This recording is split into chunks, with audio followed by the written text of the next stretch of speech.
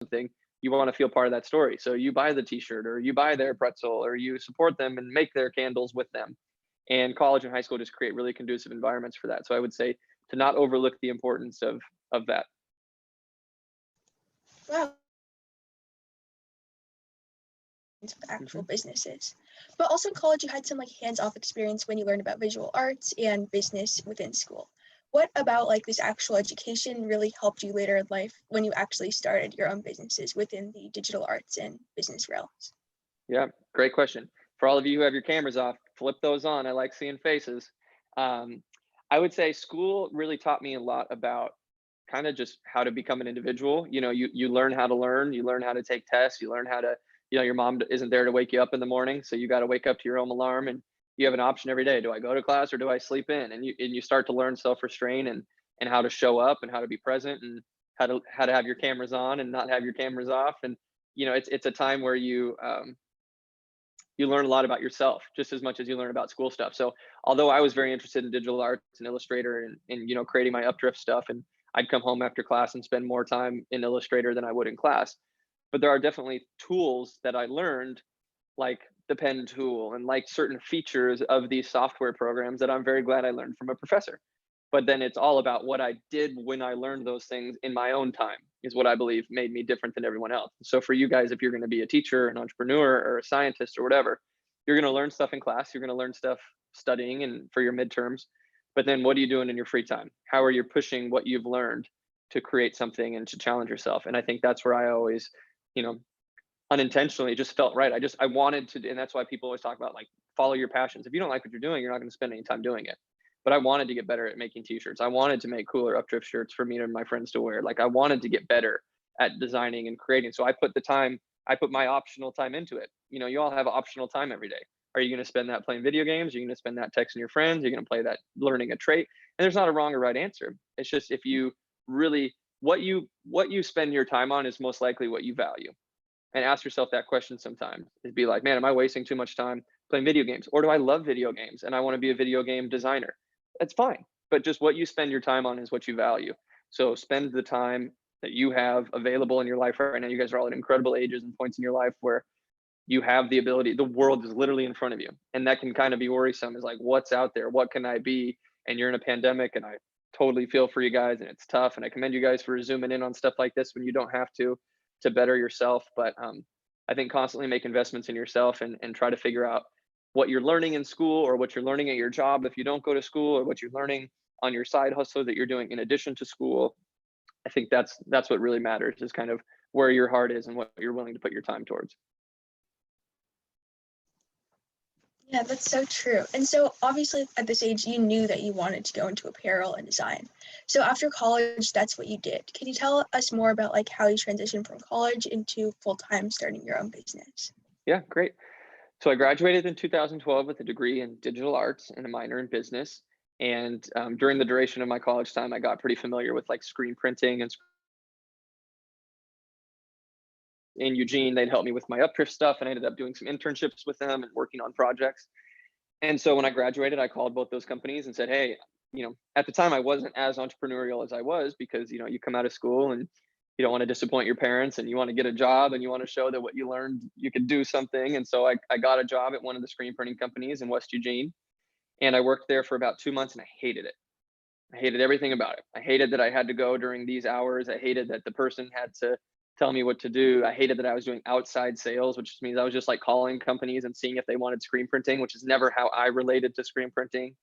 I tried to bring in brands from Eugene to help them, and all the people at work thought I was being disruptive, and I ended up getting fired. It was a Thursday. I'd worked there for 2 months. I just signed a lease on an apartment, and it was about 4:15 in the afternoon, and the owner walked into the printer, turned around and handed me a check, and he said, I just want to let you know we're going to let you go. And I was distraught in that moment. I was like, you can't do, I didn't say that, but I was like, you can't the lease. Like, I'm just starting to do something with myself. And I got in the car, drove to my sister's house back here in town, and called her and said, don't tell mom and dad, but I got fired.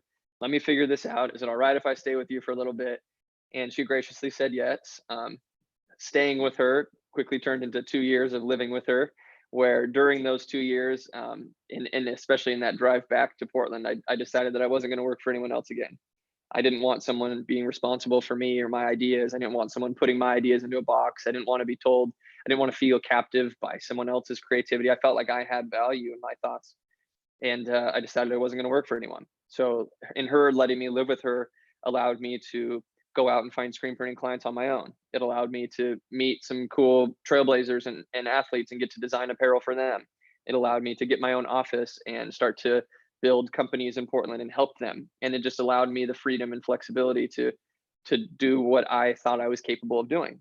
And so that was in 2012 and a half or so until 2000 in the early 2013. Instagram was getting big, and I secured an Instagram page at Portland, just Portland on Instagram. And I thought that there'd be a lot of long-term value in that. I thought maybe that'd be like having Portland.com. So I get Portland on Instagram, start posting pictures of the city, bridges, roses, events. And before you know it, I had 60,000 followers on there after about 4 months of just posting content every day, just putting up stories and pictures of Portland. And that's kind of when all my worlds collided, where, I have this newfound appreciation and ability for graphic design and apparel.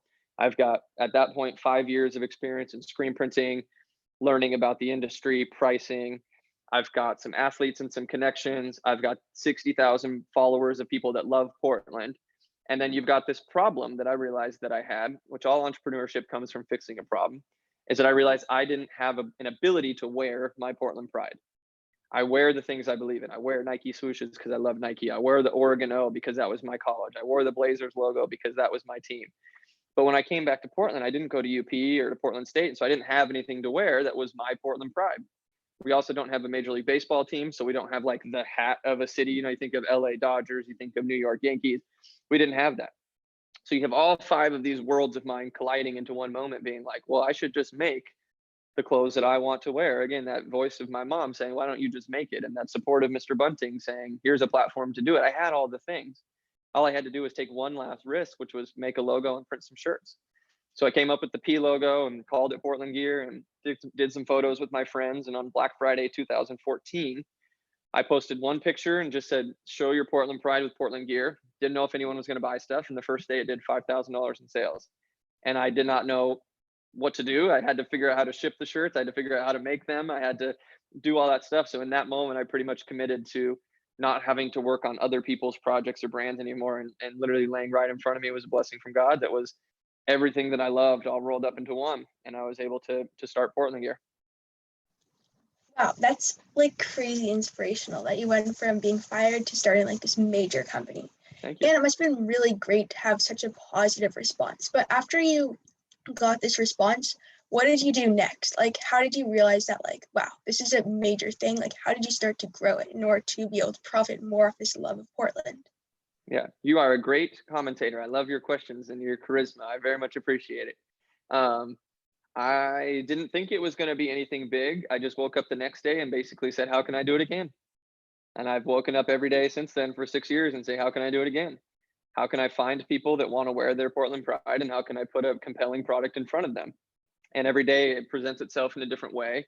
Now I have retail stores and different things, but day one of Portland Gear, you post this picture of Portland Gear t-shirts and you say, buy now, basically, and you sell $5,000 worth. Well, then the next day I start calling the screen printers and say, hey, I need to print $5,000 worth of shirts. And then the next day, those shirts, a week later, those shirts come and I say, hey, I need help shipping these shirts.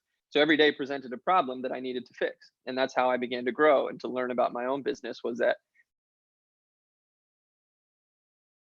3 days later, no one's buying anything anymore. So now my mind goes to, okay, now I need to start marketing again. So I need to do another photo shoot. I need to take that logo and put it on a sweatshirt. And I need to now 2 weeks later, I need to put that on a hat.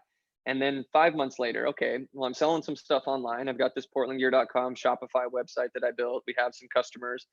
Now I need to get out in front of the customers. I can't just be a website. So then I buy this old Volkswagen bus and we start doing pop-ups around Portland with the idea of I need to take my product to the people. They don't know who I am yet. So I need to go put it right in front of them. Well, where are the people that are my demographic, my target market? They're Portlanders. So I'm going to go to street festivals and First Thursday and Last Thursday and Saturday market and Timbers games and Thursdays. And I would just pull my van up and we'd drive around town and open the back and sell t-shirts out. And then we started to create a story through social media saying, want to buy a Portland Gear shirt? come down to First Thursday tonight at 4 o'clock and pick up the new gray Rose City tee.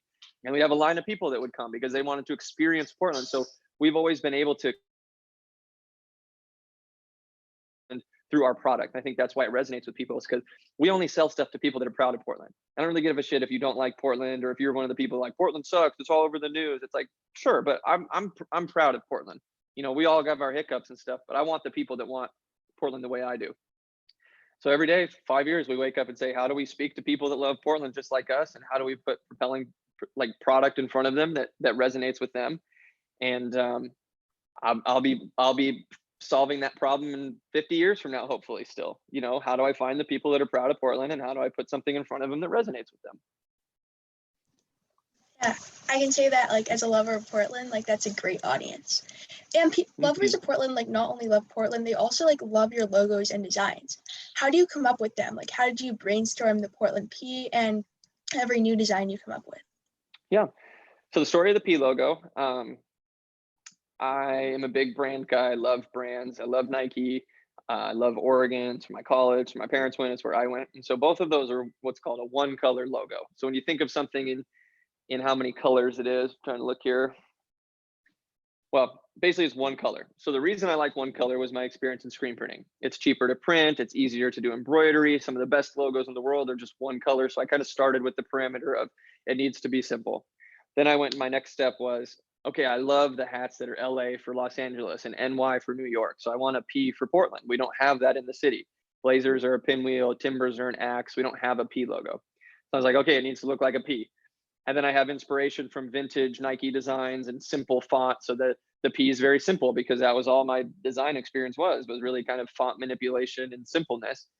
And then the state of Oregon happened kind of serendipitously. I was working as the Oregon on the outside of Oregon, maybe, and just trying to add something. And then Wookie was kind of my friend, business partner at the time, over the shoulder, and we were playing with it. And suddenly I noticed that, you know, Oregon made a square. And so I redesigned the P so that the Oregon in the middle kind of symmetrically fit inside of it. And I remember looking at it for the first time and thinking like, yeah, it's pretty cool. It's all right. And I sent it to a design friend of mine who was far better than me at design. Just said, hey, Brian, here's this idea I have. What do you think about it? Let me know your thoughts. Like, or here's a starting place if you want to make something better. And I was in Hawaii on a family vacation, and I got an email from him like a week later. And he's like, hey, man, I've tried everything. He's like, I think you've got it. Like, I wouldn't change anything.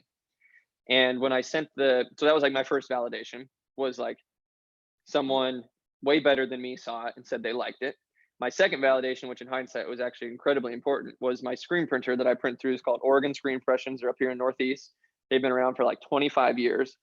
I had a great representative at the time there that handled my account. Her name was Joey. And when I sent her the artwork to print my first shirts, she was like, holy shit, I've seen every t-shirt that's come through this city for the last 25 years. She's like, I can't believe I haven't. Where it was like, okay, a designer likes it. Now, second, the person that's made every t-shirt for the city has never seen anything like it. And then third, you come out with it and you sell it, and the first day, $5,000 worth of people see it and they're like, I get it. You don't even have to tell me. I get it. That resonates with me. So those are three forms of validation that then I was convinced, okay, this is it. And now I've looked at that logo every day for 6 years. I've designed a lot of the graphics and shirts, and every day it gets more important to me. I appreciate the logo and I love it more. And everyone tries to work with us now to say, can you make me a logo like your P logo? And it's one of those things where I probably caught lightning in a bottle and don't know if I'll be able to replicate it, but I'm very appreciative that whatever in that week allowed me to create that. I'm glad I was able to. Wow, yes. I mean, that logo is amazing. And when you're talking about that, you talked about how like you had to reach out to a lot of other people. And since you started your business, you've had to grow it to other people as well. So how have you been able to hire people, and what do you look for when you are hiring people to work with? I look for people like you guys. I look for young entrepreneurs. I look for creative young people with aspirations of how to change the world and how to be different. I look at, you know, honestly, probably when I hire someone, I'm looking in a mirror at myself. I want someone that thinks outside the box. I want someone that doesn't want to what their job should be. We have, and I'd love to talk about this more, we have a summer internship program called Brand Camp, which is open to high school and college kids interested in marketing and entrepreneurship. We bring you down to our office. It's a whole week. We have so much fun. We go on field trips to local businesses. We put you guys into groups and you work on projects for real local businesses. And we have done that for 4 years now. We weren't able to do it last year, obviously. It's grown and grown and grown. I've hired most of my people from brand camp, and we bring them in young into the retail store. Kind of the first job at Portland Gear is you got to work the retail store. That's how we all started. That's how I started. You learn the product, you learn the customer, and then you grow up into the office as someone leaves or as we continue to grow. So, I mean, most of my staff has been young entrepreneurs just like yourself, and come in and we grow as a team together. And so I look for people that are creative. I look for people that are driven. I look for people that are real. I look for charismatic people. I look for people that have attention to customer service and how to treat people. Professionalism, that's fine. I want people that can I want people. I want people that could talk to people, that can converse, and that can jump into a hot pot and just feel fine. I want people that aren't scared. I want people that'll dance and sing at work. Like, I just want a freedom of creativity that, yeah, I can kind of be hard on employees sometimes just to push them. But, I've noticed when I have the right people in the right jobs, the more space I give them, the better the work they create. And so I think that's an entrepreneurial type person. Yeah, it seems like a really unique but like positive work environment. Mm-hmm. So you have these people start out in retail, but that connects to like these actual physical stores. So you mentioned that you started working out of like a Volkswagen van, excuse me. But how did you expand to like actual physical locations, and how did you know what locations would be best for your business? Mm-hmm. You listen to the customer. We were doing the pop-ups out of the Volkswagen van for a summer and a little bit longer. And then you start having people coming down saying, or DMing or replying, being like, I can't always come Thursday at 4:00 to First Thursday. It's traffic, or I live in Southeast or whatever. And then they're like, where's your store? Where's your store? I don't have one. Where is it? I don't have a store. And so after hearing that for a few months of people being like, hey, where's your store? We want to come by. Or, hey, are you guys open this Tuesday? I want to come by and bring my sister. I started being like, maybe we should have a store.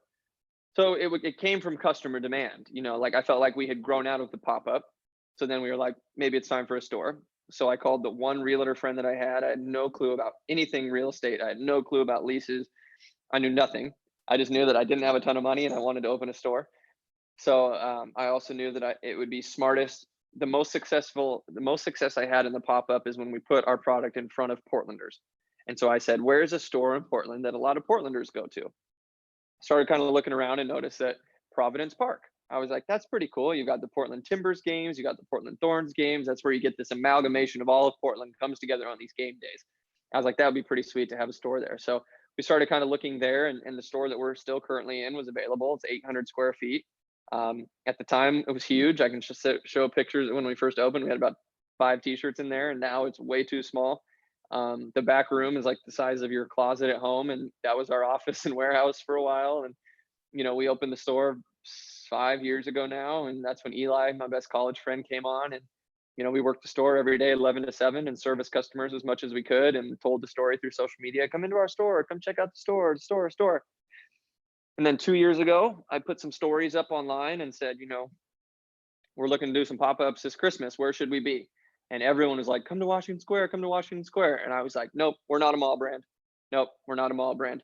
And everyone was like, please, we don't always like driving downtown Portland, or we don't feel safe sometimes, or parking's kind of hard by your store. It'd be great if you had a little pop-up at Washington Square. So as I began to explore it, I had my certain parameters. I'm like, we're not a mall brand, but if we are, we're going to do it the Portland way, or the Portland Gear way. And Washington Square was stoked on it, obviously. And so they were like, sure. And I said, we have to have the Volkswagen van in there. And they said, sure. So if any of you have seen it at Washington Square, that's where we've now retired the Portland Gear Volkswagen van, 1973, all wrapped in teal. We've got it right in front of Nordstrom in the main concourse. We've built out this kind of pop-up store there. So that's been a huge success. And that also just came from listening to the customers. My lease, which is, basically your rent, you sign a lease with someone, and that was a 5-year lease on my retail store. Well, 5 years is up now. I'm what's called a free agent. I can go wherever I want. So I'm deciding where I want my next store and what I want the store to look like and what part of town I think Portlanders are in now. I think our part of town up there, especially Lincoln's great, and that's been under remodel, but the stadium's been under renovations for 3 years. COVID's had no sports games. All of our neighbors have gone out of business, it seems like. So I definitely kind of feel like we're on an island up there. So I will look to move the store at some point in the coming year and find a place that, you know, as we're bigger and now I know we can pay rent places, we'll look to create, put an anchor down somewhere. So yeah, all comes from listening. Yeah, so you've had the ability to reach a major audience to be able to listen to through social media. How have you been able to, even just from the very beginning, grow your Instagram page and utilize social media in order to expand your business and listen to your consumers? Yeah, you know, social is a two-way communication tool. When if it's used correctly, it's really strong. So people spend way too much time on social media. I'm sure we can all admit to that. So when you can be on it and you can post a picture of you in Portland and Portland Gear likes that picture, or you can buy a hat from Portland Gear and post a selfie and Portland Gear comments on it and says, nice hat. Like you feel like an emotional connection to the brand. And so we try to just create as many of those as we can. We reply to every comment, we reply to DMs, we feature people that are, you know, posted us and we refeature them. And so we want people to feel valued by us. When it came from the Portland page when we first started, we featured photographers, we featured parts of town, we just made it a community, the same community that I loved. I just tried to replicate in digital form. And then once I had this big following of people in digital form, then I tried to replicate it in real life by starting a brand, by opening a store. So we've constantly been, you know, this zigzag yin yang of like, followers are real humans, so let's collect them as a follower and let's engage with them and enjoy them. But then followers are also real humans, so then let's create moments where they can come over and engage with us and the brand. And so we're constantly doing that through pop-ups and through retail and through collaborations and through getting our stuff on cool people and having them post about us. Social is just a great way. It's hard, it takes a lot of time, but it's a very strong tool. It's free. You know, your commitment is your time into it. So the more time you spend on it, the more cool your page can be, or the more followers, yeah, we spend hours and hours a day building Instagram, coming up with stories, getting ready for photo shoots, finding models, finding locations to do photos that look authentic to the brand. So it's a big time commitment, but it's our DNA, it's our core, it's how we started, it's how we're gonna. It's very important. So that's our marketing tool. You know, we don't spend a lot of money. We don't spend any money on billboards or on newspaper ads or magazines. I mean, we're in 2021 now. It's all media and social driven and TikTok and Instagram. And you guys probably haven't checked a Facebook page ever, frankly, other than maybe our teachers who are in the house here. So you guys are strictly on Snapchat, Instagram, and TikTok probably. So we have to think of how can we communicate with young consumers and how can we create content that you guys will enjoy. And so it's always kind of this game of keeping up. What is the process of like making these Instagram, like what goes into it? How long does it generally take? What goes on behind the picture that we see on Instagram? Yeah, a lot of time. I have a full-time videographer. I have kind of my junior brand guy that oversees photo shoots and models and locations. I mean, it goes from, you know, I hate calling myself a CEO. I hate that title, but I kind of sit up top now and I come up with the collections, I come up with the themes, I come up with the direction. So, you know, I sit there and say, okay, what are we going to do in April? Well, we should do this and this and this. So I'll come up with like a general theme and then we begin to execute that theme through product. So what story are we going to tell through that theme? So let's just make up one. Let's just call it neighborhoods of Northeast Portland. So let's say in April, we want to celebrate the neighborhoods of Northeast Portland. Then we go down and say, okay, what's our story? Well, maybe we should align with a designer from Northeast Portland. Maybe we should find a business that's in Northeast Portland and do a collaboration with them. So then we start with that. So then I do my research and maybe find that there's a really cool artist that's born message. We say, hey, we're Portland Gear. We'd love to do a collaboration with you. We love your style. We want to do this collection called Neighborhoods in Northeast Portland. What do you think? And then him and I or her, we go back and forth and we kind of come up with the thing. Then we implement those graphics or that story through apparel. So if it's t-shirts or hats or if it's a color scheme. So then it takes a few weeks to a month to actually get the product. So then the product arrives into our warehouse and then it kind of goes to my media guys who are like, cool, we should probably do the photos in Northeast Portland. So let's find some models from Northeast Portland. Let's go up and shoot on the streets in Northeast Portland. Like, then we get and we do a video with it. And so then those guys work on all the content and then they kind of give it to me in Google Drive or Dropbox. And then me as the one that posts and does the stories and stuff, I kind of articulate, how do we want to tease this collection? How do we want to show it? So I'll go through, you know, maybe they give me 50 final images and 2 final videos. I'll go through those images and pull the ones that I want to post and think about captions and how I want to reveal the collection and how I want to tell the story. And then I start posting, and then we comment and DM, and then we post again, and then those images get edited and put onto the website so we can actually have the products and the collection so you can buy them. And then we're posting more content to support that launch. Then we're sending out an email full of those images and videos, and then we're creating other content. So to see that final image on Instagram, which is like, oh, that's cool, pizza tea, great. I mean, that's been months in the works of like, who's the pizza company we want to work with? It's going to be Ranch Pizza. Well, what if we do the box as a pizza box? That'd be rad. Cool. Well, then we should probably print on the pizza boxes. So now we need to find a printer for the box. Cool. Well, we should probably have them do the design because we want it to look like Ranch Pizza. So then it's work with their designer.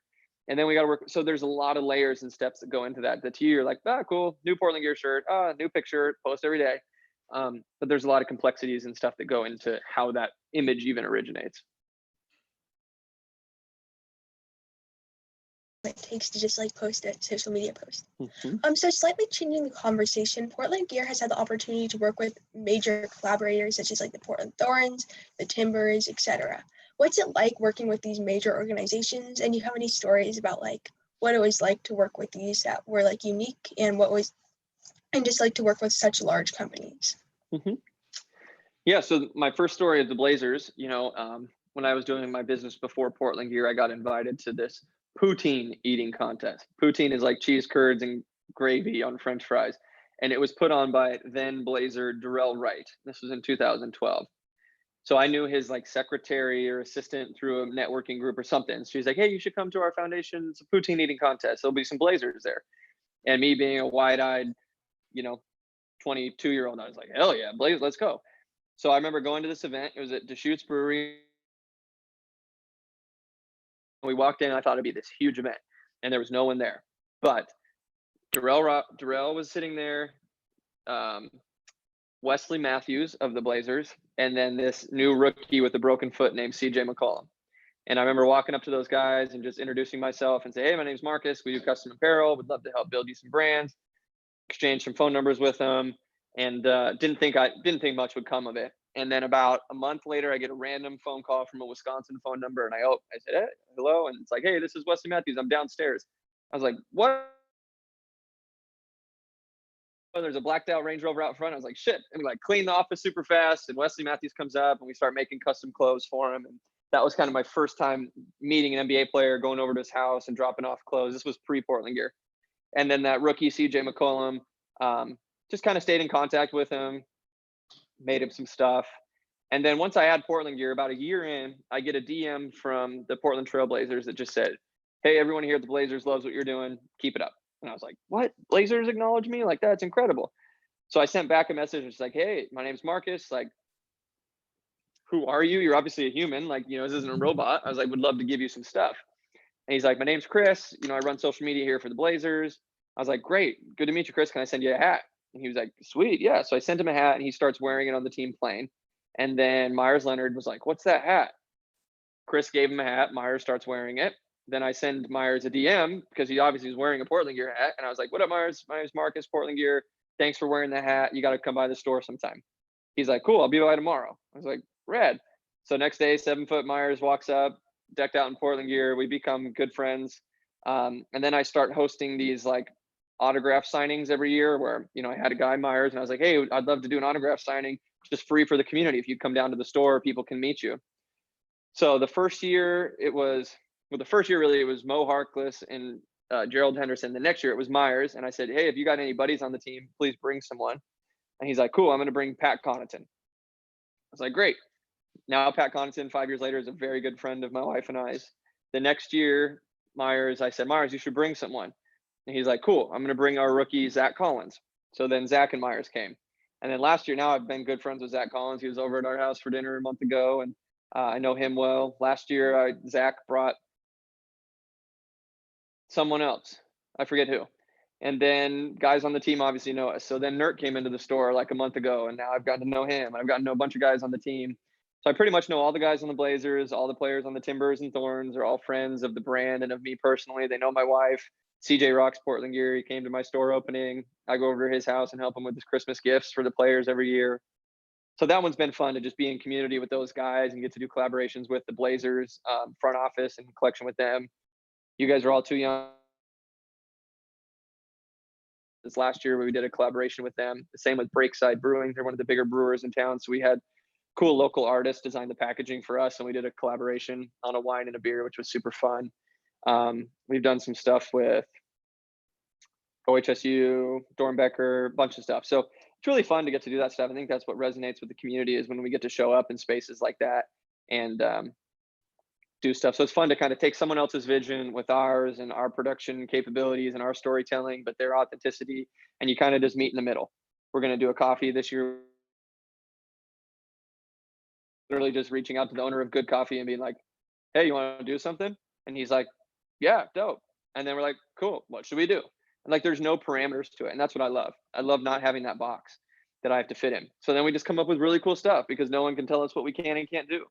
And then that's, I think, when you create things that push culture and push boundaries. And so I look for those types of moments as often as I can. Wow, okay, that's absolutely incredible, the people that you reached out with, and also like just the really organic and natural way that you've been able to create these relationships and sustain them. So we are going to be opening it up to audience questions after one last question from me. So if you're in the audience, you should start brainstorming questions.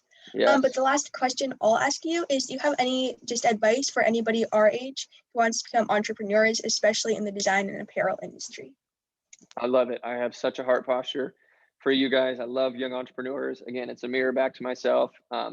I try to create things through brand camp and through stuff like this that I would have benefited from and I would have enjoyed. So I commend you guys for jumping into this type of stuff and giving yourself a chance. I think one of the best quotes I heard actually ever in my life was 2 days ago in a podcast that said, you know, you guys know who Warren Buffett is, the Oracle of Omaha. Warren Buffett's the greatest investor of all time, and he's worth hundreds of billions of dollars. And this man has predicted everything, and he's old and done it for a long, long time. He's very successful. And someone asked him, and this is kind of his stock answer, because people always ask him, like, what's the best investment you ever made? And he said, it was in myself. And I think that's just profound, that this man has made so much money. This man has invested in the right thing, but his investment was in himself. And he invested in himself when he was scared of public speaking, and he took himself to a class and he spent the $200 to learn how to public speak, and he invested in himself. And I think that that's really incredible. So for you guys, what is that investment in yourself? An investment doesn't always have to be finances. It could be time. Like, what are you doing to better yourself? I read books religiously from age 21 to still, I don't read as much right now, but for 5 years, man, I would pick up every business book and just pound through it every night. Didn't matter what it was about, because if I didn't know something about it, I wanted to learn something about it so I could broaden my breadth of what I knew. So I would read startup books, I would read finance books, I would read How to Start a Business for Dummies, I'd read a memoir by Phil Knight, I'd read anything that I could pull a piece of information off and apply it to my life. So for young entrepreneurs out there, my question would be, what's your updrift? What's your brand that at the time you think is the coolest thing in the world, but it actually later turns out to not be that cool? But when you're in that moment, it allows you to begin to build the foundation for whatever comes next in life. I would not have done Portland Gear, and I would not be doing what I'm doing now if I didn't at least start and do Portland Gear back in the day. So whatever you're going to do right now, start something, do something. Doesn't have to change the world. Doesn't have to be the thing you're doing when you're 30, 40, 50 years old. But whatever you do now, you've got to fix a personal problem, and you got to go out there and find the people that have that same problem.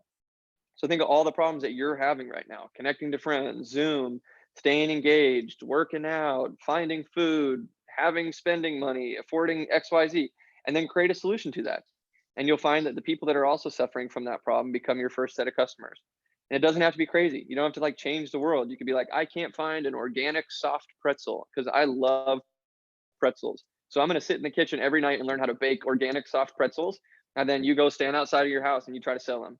And then once you've grown outside of that, then you go to Saturday market and sell them. And then once you've grown out of that, you get a food truck. And then once you grow out of that, you get a commissary kitchen and you sell them to New Seasons. And then once you grow out of that, you sell your business for $1 million to someone else. But it all starts from just fixing a small personal problem that you're having. And it doesn't have to be revolutionary. It can be, but it doesn't have to be. You know, I bet any of you could if you really wanted to, but I wouldn't challenge you to say start the next Apple right now, or how to design a computer from scratch. You might not have that breadth of understanding right now. So whatever you're going to start should be some sort of nucleus of a talent that you already have, or of a dream that you already find somewhat obtainable. Like, let's say you want to do organic soft baked pretzels, and you're like, yeah, I've baked before. You know, I've got a kitchen. I can make that happen. because you're going to give up if you can't actually execute on it. So it needs to be somewhat in reach. Doesn't have to be revolutionary. It has to be a problem that you're personally having, because when things get hard, you got to be able to push through and feel like you have the solution, and you want other people to live better because of the solution that you've created. And then you just have to go at it with reckless abandon and think that it is going to be the biggest pretzel company in the world, or that it is going to be the best skate brand. Because whenever it does fall short, you will have learned every lesson along the way from doing that, and it'll just be the first step. What I'm doing now with Portland Gear will not be what I'm doing when I'm 40 or 50, but this brick that I'm laying right now will be incredibly important to whatever comes next. Well, that's amazing. And we've had a great time, or I've had a great time interviewing, but now we're going to open it up to audience questions. So anybody can feel free to post a question in the chat or just say it aloud. To start with, I see Yael asked the question, what does a typical day look like for you? Good question. I live up here in North Portland with my beautiful wife and my dog, and I get up at 6:15, 6:30 in the morning and try to get a little workout in, go down to the dog park and get the dog ran, come back, shower, eat breakfast, and leave here at about 8:15 or so. Get into the office at 8:30, spend the first couple hours going through my routine of checking the QuickBooks and the finances, going through my emails, checking in with my employees and make sure we kind of know the lay of the land and what we need to be doing. Spend the next couple hours just kind of in my zone, thinking about the future and planning and thinking what's next. Generally, we go to lunch, chat, we talk about problems that we're having, we're talking about things we could do better, we talk about Portland, we talk about anything. I generally have a few phone calls or Zoom calls throughout the day that we jump on, or collaborative things. Come home here 4:30, 5 or so, play with the dog, say hello to the wife, make some food, dinner, and then, generally at the end of the evening, jump back on the computer if I want, or try to relax and turn off. I made a joke the other week that kind of just came out as I was talking, but I've been on my phone since 2012, between posting pictures, texting people, comments, captions, DMs. Like, I've been glued to my phone for 9 years now. And so if I'm alive, my phone's close to me, and if my phone's close to me, I'm probably working on something or posting something. So things and checking things and trying to better myself. So, I try to take a day or two off a week, but it inevitably turns into some sort of side project that my mind feathers off onto. But always on, but always enjoying it. Been able to separate it as I've grown and have more employees and stuff now, but I love doing it. But it can be long days, and you never get to turn off. There's some jobs that you can, if you drive for TriMet and you start at 6 a.m. and you're off at noon, well, you get off at noon and you don't have to do anything. You're probably not going to get any emails. You don't have to show up. You're not responsible for anything. You did your job, and you don't have that. There's no time that's just mine. I can create that. I have to intentionally carve it out and be like, hey, I'm taking Sunday off and I'm not going to check anything. But I'm pretty much always on and always brain going on something.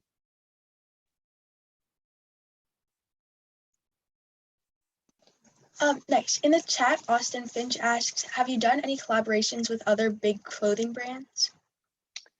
Not any big clothing brands. Not to say there's not stuff in the works, but nothing big yet. Obviously, the dream one is a Nike one. That would be the full circle for me. To get to do that would be really awesome. But no, more regional Portland specific collabs that are kind of more fun. Nice. Tate asked, what did your first Updrift shirts look like? Oh yeah, it was Updrift in red. It was a tan shirt. It was one color print Updrift, and my friend drew all these like geometric patterns and arrows on it. I thought it was so cool. Looking back now, it was more of like an art piece. Like it was cool. It was fine. Very different than like what we create and do now. But it was just a simple red, like kind of dark maroon red print on like a natural cream colored shirt. And I still got one around here somewhere. I think I framed one a while ago and kept it, but yeah. Nice. Corin asked, what is your personal favorite design that you've made? Good question. I think the P logo, making that. We've had designers now and people that make really cool stuff, and roses and rose cities and lockups and fonts and stuff, but it's pretty hard for me to have anything better than that original logo, I guess. Yeah. It's the original. Mm-hmm. Christian was wondering if you're doing the camp that you talked about over the summer, or if there's any other opportunities for internships or such. Yeah. So brand camp 90% sure we are going to do it this summer. How that looks, if it's less people, if it's outside, if it's in a bigger space, whatever. It is my favorite week out of the year. I enjoy it more than selling stuff, more than anything else. I love brand camp. So it will be on at some point this summer. Vaccinations might be up and everything. So we will post about it on Instagram at some point in maybe April or May. And it's a little application, nothing too crazy. We just like to know about you and what motivates you and where you live and yada, yada. And then we select people and we host the camp, and it's a blast. So that's really our only internship kind of job shadowy program. Other than if you have a business, we started a thing last year during quarantine. We called it REP, which was the Rising Entrepreneur Program, where we took kids that already had their businesses and we went a little more in depth with weekly Zoom calls, and it was really, really fun. We had about 16 kids on that. So those are the two main ones. Nice. Alex was asking what has been or what would be the best kind of promotion for a small business? Yeah, good. Authentic storytelling through social media. You know, it's a tool that's there that anyone can use and get a good brand name and a good username and start to tell story and start to engage with people and make them feel valued. You know, don't just make them feel like passive customers. You have every opportunity to, you know, when you're a small business and you sell 3 things, you better handwrite a letter to all 3 of those people thanking them, because that shit will go far when they talk about your brand to other people and you have the time to do it. So for us in those early days, yeah, we DM'd everyone. We replied to them. We wrote them emails because we were genuinely, we still are genuinely appreciative of them. So when you're small, take the time to really like make your customers feel valued and valid. Ethan asked, how has Portland gear been affected by COVID?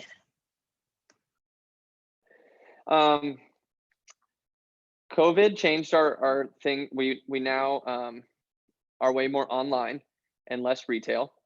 So that's been a big thing, is like the shift naturally like went to more people buying online, less people buying in stores. So that was big. We worked from home for a few months and we just had to figure it out. You know, the stores closed and the office closed. We became more online. We had to do more storytelling. Positive product that people were looking forward to. So we did more collaborations. We did healthcare stuff. So it changed things. People went from less in store to more online, and now I think that trend will be here for a few more years. But I also think that, you know, coming out of this, people are craving for community and for interactivity and to get back out in the city and walk around and take pictures and do things and stuff. So I think once we're through this, whenever that may be, that we'll be right with having the stores and everything ready to re-engage with our community again. So you've kind of just come back to where you started, which is having a major online presence. Yep. So Raina asked, how does someone make a well-functioning business, and what are other big companies? Well, how you make a functioning business is up to you. You know, each industry is going to be different, whether you're selling pretzels or candles or Portland gear. It all depends on your consumer and where they are and where you can meet them. And so it depends. You might have a web store, or organic pretzel company might be all about pop-ups and wholesale, which is a totally different type of business model and not so much about online sales. Your candle company might be all about pop-ups and Etsy shops. So there's all sorts of ways that you can make stuff and sell stuff. It's more dependent on I guess what you're selling. What was the second part of that question? What other big companies would you want to collab with in the future? Yeah, obviously Nike is the big one. Columbia Sportswear would be one. We think a Carhartt collab would be dope. Like a workwear, outerwear line would be sick. Like some cool vintage Carhartt stuff would be rad. Patagonia would be dope, but we probably have to do it with Columbia first because they're in our backyard here. I have to think on it some more. That's a good question. Yeah, those for now. Nice. Kylie asked, how do you find inspiration for many new designs?